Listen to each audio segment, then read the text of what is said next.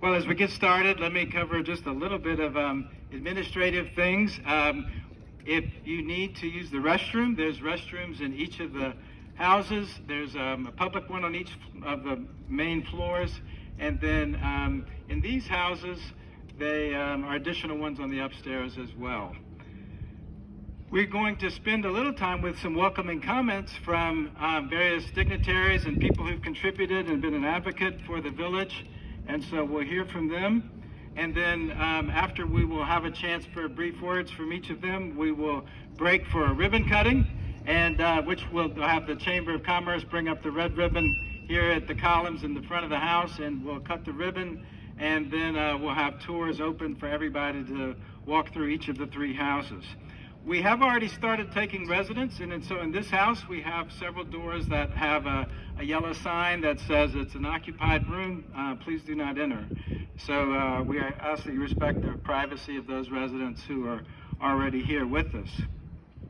I'd like to start by, many of you are here, I see faces that I don't know yet, and so let me introduce myself. My name is Jonathan Hartian.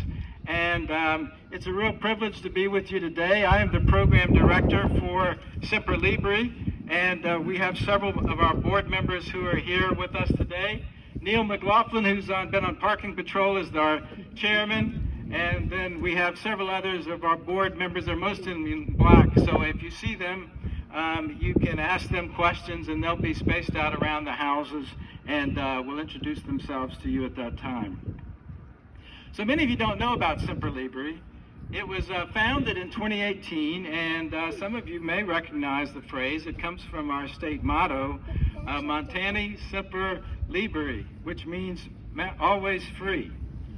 Semper Libri was established to provide critical transitional resources for individuals in early recovery from substance use disorders. As we recognize that recovery extends way beyond treatment and support groups like 12-step groups, Semper Libri focuses on the practical aspects of day-to-day lives. The village that you see here is a comprehensive approach that includes transportation assistance, and we provide transportation for people to work every day.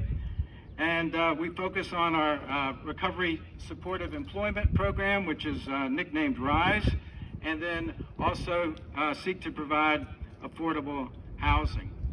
Our recovery residences here are staffed with house managers who live here on site and are also in recovery and have walked the path of recovery themselves so that they can offer guidance and empathy to those who are just beginning their journey.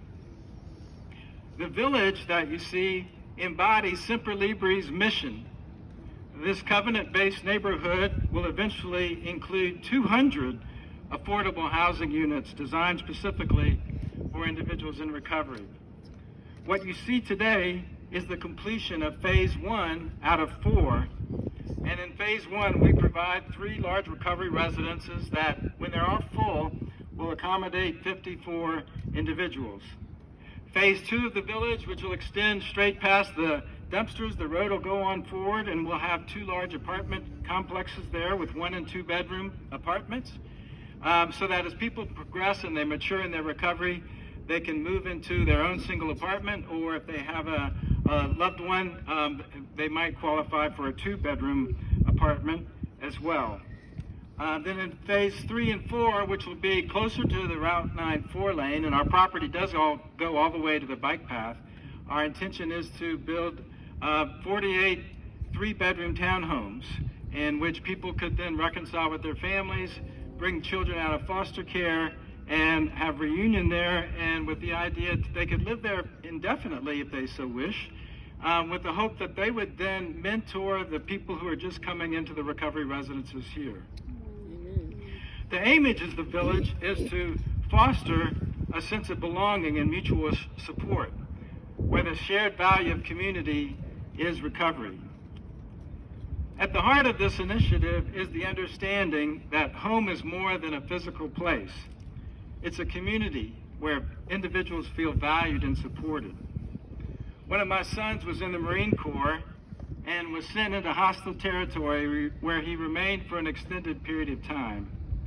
And when he returned and told us what it was like for him, I asked him, what sustained his resilience during some of the adversity that he went to. And he said to me, "Dad, I always knew I had a home I could return to." And like so many in recovery, belonging creates resilience. Belonging can be the difference between relapse and resilience. By creating a neighborhood centered on shared values and mutual support, the Recovery Village offers residents not just a place to live, but a place to belong. And lastly, the village is a testament to the power of the community in the healing journey. What makes this project special is not just what it provides, but what it represents and who it represents.